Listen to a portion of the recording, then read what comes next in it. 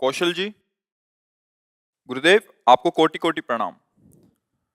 गुरुदेव, भगवान ने मनुष्य को इस संसार में अलग अलग कार्य, जैसे किसी को डॉक्टर, क्रिकेटर, इंजीनियर आदि के लिए भेजा है। तो हमें कैसे ज्ञात हो कि भगवान ने हमें उसी मार्ग के लिए चुना है जिस पर हम अभी चल रहे हैं? गुरुदेव कृपया मार्गदर्शन करें। वैसे बच्चा, ये तो कर्म के अनुसार निश्चित है, इसे भगवान ने नहीं भेजा है। पूर्व के हमारे कर्म, हमारा निश्चय पहले ही हो चुका है। भगवान की तरफ से मानव देह केवल भगवत प्राप्ति के लिए मिला है। कर्म के अनुसार बहुत पढ़ा लिखा आदमी भी गरीब और बिना किसी व्यापार आदि के भी बहुत निम्न स्थिति में देखा गया, और बहुत ग्रेजुएट पढ़े लिखे, उसने कर्म तो बहुत बढ़िया किया, पढ़ाई एकदम, लेकिन पूर्व का उसका कर्म बिगड़ा हुआ है, तो उसको कोई उन्नति का चांस नहीं दे रहा है। और ऐसे भी देखे गए कि कोई ग्रेजुएट नहीं है, ना रूप के हैं, ना रंग के हैं, ना ढंग के हैं, और वीआईपी व्यवस्थाएं हैं, सैकड़ों नौकर चाकर सब, मतलब उसको बेच आवे बाजार में। ऐसे लोग हैं, उनको खाने को नहीं है। वो इतना मंद बुद्धि का होते हुए भी ऐसे ऐश्वर्य का भोग रहा है। इसमें कर्म प्रधानता होती है।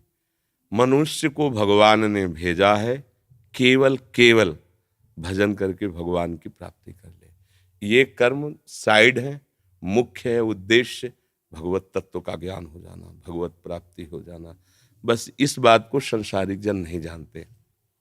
जैसे बच्चा, तुम बहुत पढ़ लिख करके आखिरी पढ़ाई जिसे कही जाती हो पढ़ लो, बहुत अच्छे पद पे चले जाओ, बहुत रुपया पैसा कमा लो, खूब भोग भोग लो, पर शरीर तो छूटेगा ना एक दिन।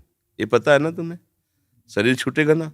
जब छूटेगा तो फिर नया जन्म होगा, फिर तुम्हें नए से पढ़ना पड़ेगा, काखा गा घांगा, सारी पढ़ाई बेकार, फिर नए से रुपया कमाना पड़ेगा, फिर नए से सुख सामग्री एकत्रित करनी पड़ेगी, फिर भोगो, फिर मरो, फिर नए से फिर शुरू। ये एक बार नहीं हुआ, करोड़ों बार हो गया है। अभी पहली बार थोड़ी आप आए हो, करोड़ों बार आज। अब की बार हमको ऐसा पढ़ाई पढ़नी है कि जहां से रुके वहीं से शुरू हो। वो है भजन।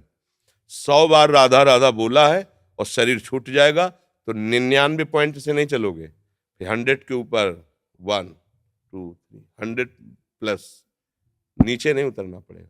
अगर आपको थोड़ा ज्ञान हुआ है तो मरने के बाद जब दूसरा जन्म होगा उसी ज्ञान से, तभी देखा जाता बालक होते हुए बड़ी बड़ी भागवतिक बुद्धि, उसका पूरा खजाना जमा है। बच्चा, जीवन का लाभ है कि राधा राधा बोलो और मन में रखो कि प्रभु मुझे ऐसा ज्ञान दो जिससे मैं आपको प्राप्त कर सकूं, और आपके इस सृष्टि में जो कर्म के अनुसार मुझे सेवा मिले उसे आपकी सेवा मान करके करूं। बस, भगवान किसी को सुख या दुख कभी नहीं देते। आप सोचो, यहीं से हम तुम्हें उदाहरण देते हैं। हमारे देश के प्रधानमंत्री का उद्देश्य क्या है? मेरा पूरा भारत सुखी रहे। कोई भी बैठे उस पद पे, हम नाम किसी का संबोधन करके नहीं, उस पद का भाव क्या है? पिता की तरह पूरे देश की प्रजा का हित करना, पालन करना।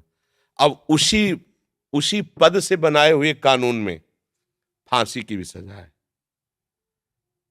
20 साल की सजा वहीं से पास हुआ है, जबकि वहां का मुख्य उद्देश्य है तुम्हें सदैव सुखी रखना, बाहर भीतर कहीं कोई आक्रमण ऐसा ना हो पाए कि तुम्हें दुख पहुंचे।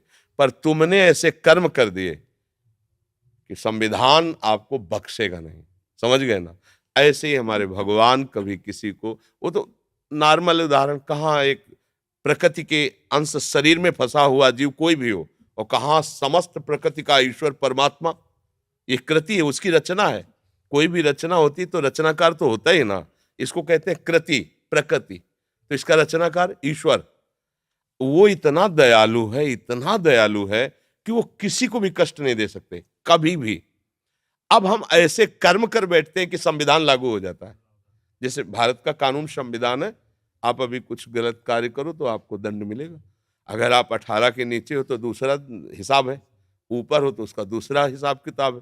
तो यद्यपि हमारे देश का राजा नहीं चाहता कि आपको कष्ट मिले, पर आपने कर्म ऐसे कर लिए कि अब आपको भोगना पड़ेगा। मतलब वही आपके सपोर्ट में खड़ा है और वही आपके पतन में सिद्धांत की रचना की है। तो कर्म हमारे हमको उन्नति और अवनति कराते हैं।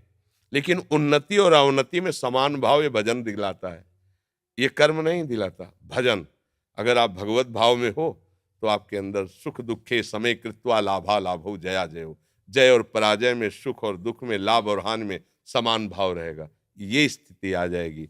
और अब हमारा अगला जन्म ना हो, हम भगवान के पास जाएं। जैसे अभी परसों हम कह रहे थे कि लोग कहें हमें भगवान की जरूरत क्या है, हमें नहीं चाहिए भगवत प्राप्ति भाई, हमें नहीं चाहिए तत्व ज्ञान। ठीक है, आप अमेरिका क्यों जाते हैं? अच्छा पैसा मिलेगा।